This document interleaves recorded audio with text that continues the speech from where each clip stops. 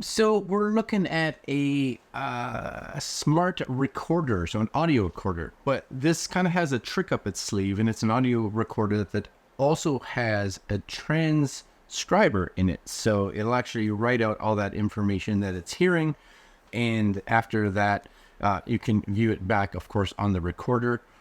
Plus, you can actually connect it to your computer, and at that point in time, you can import it into a Word document or whatever it is, right? It also has a camera. Now, I've been watching a few other reviews that are out there, and everybody is glowing with this thing. But again, not sponsored. They did send it out here, iFLYTEK.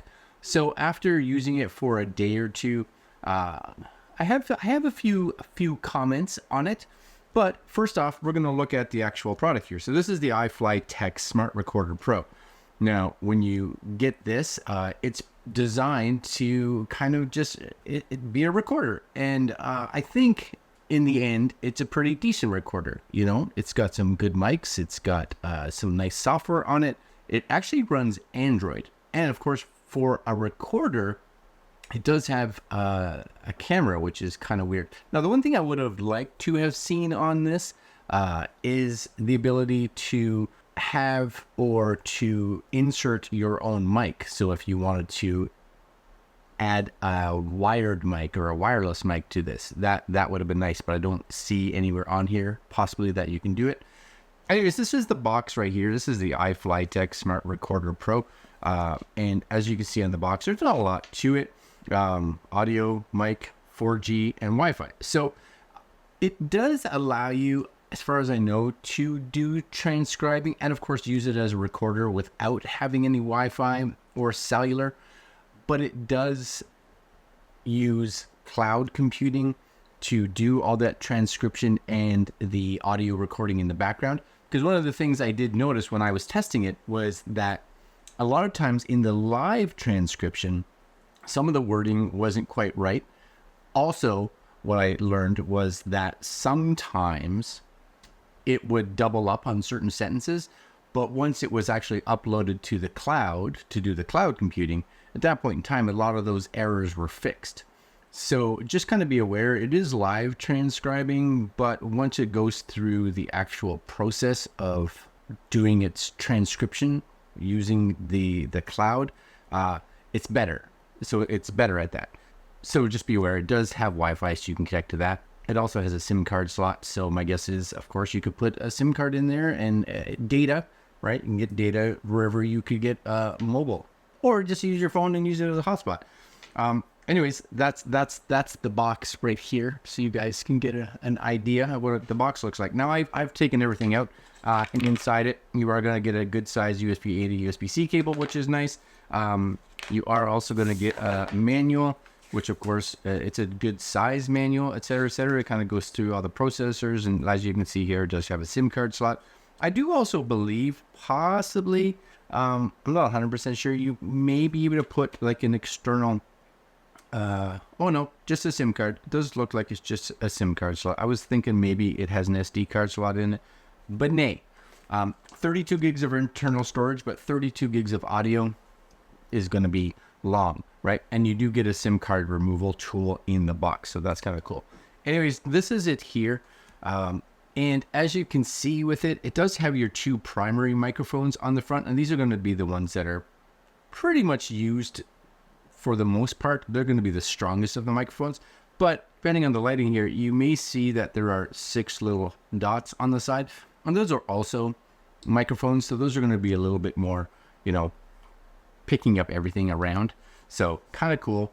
Also on the back here, you're going to see that it does have your camera. Now, based on what I could see, the camera's okay, especially for this. It's not going to be anything that competes with, you know, your modern day smartphone or anything like that.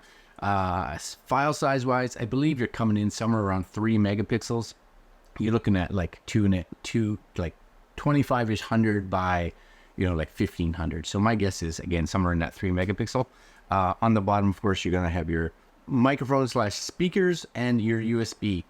Build quality wise, though, it's good. Like it's not something that you're going to think would fall apart at any time, right? But just like a cell phone, you do want to realize that unlike a lot of traditional smart recorders, this has got screens and cameras all over it, and the front and back, look like they're like a glass, of course, which means that a little bit more prone to breakage if you are someone that's just going to be throwing this in their bag or carrying it in their pocket with their keys or whatever it is, right? So that's something that you should be just kind of aware of because of that screen, which is nice.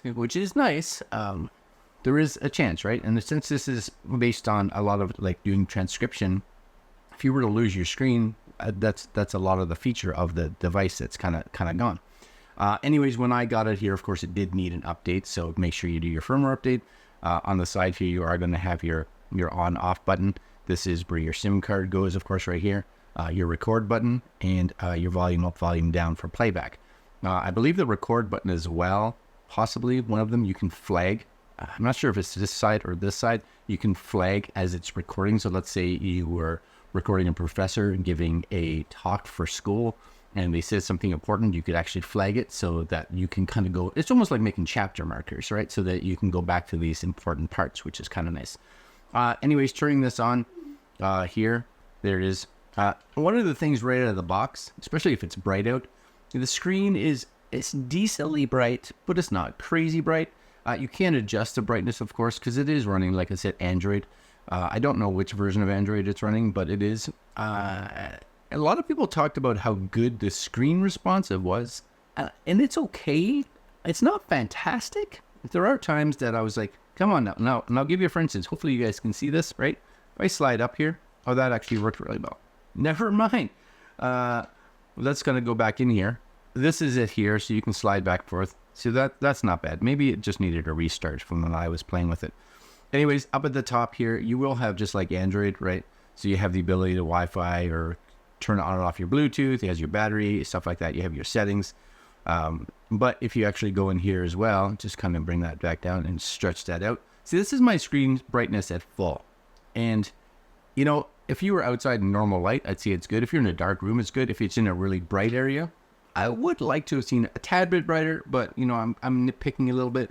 There's your camera icon. So if for whatever reason you want to use this as your camera versus, anything else, like I said, it's okay. You can shoot video there. You can put up, your grid lines if you want.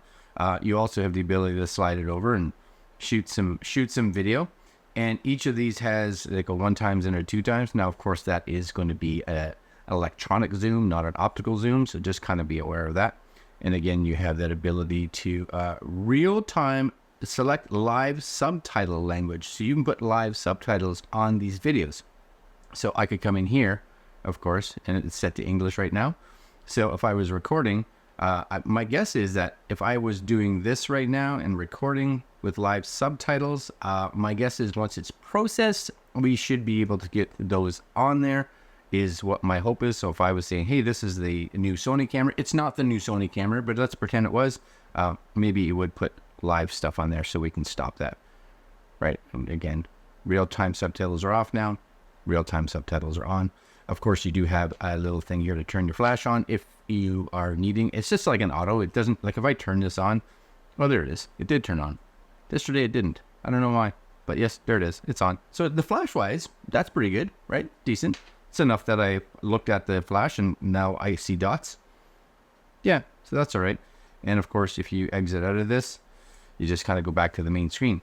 Now, I think the big thing with this, of course, is these little speech sections here. So you have a meeting, speech, lecture, interview, and basically the differences between these is how the mics are going to interact. So for instance, if you go into speech here, you will see that, and it automatically starts its recording phase, right? It says it's recording right now. Now this is the big thing to realize. It says it is recording, and you'll see the first little bit of stuff that I said, it didn't get it, right? And then all of a sudden it kind of just starts, right? So you'll see it, the first line that it said was recording phase. So it didn't have as it started right away. Now what's cool about this though, is that if I did hit the camera,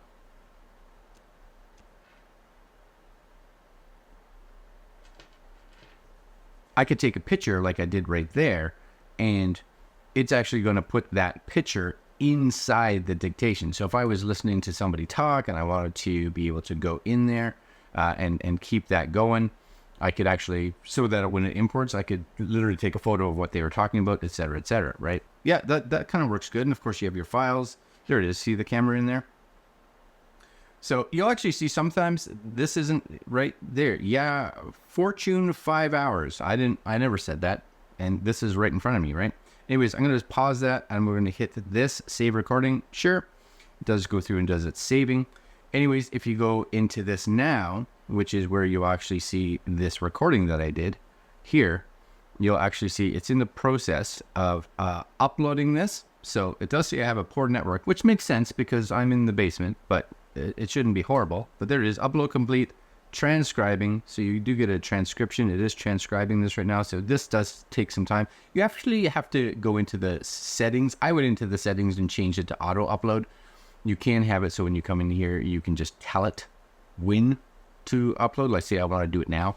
So if you're somewhere and you are using like a SIM card and you don't want to use up your data, then that's possible. And what you'll notice here is at the beginning, like I said before, at the beginning when I looked at the original transcription, it had missed the first part, right? But it got it here because it was recording the audio. It just took some time for the transcription engine, I'm guessing, to actually start. So I have seen again some videos where people were doing live recording and saying how bad it was, but they didn't go through the transcription phase. That's when it corrects itself. So it actually has a chance to listen, right?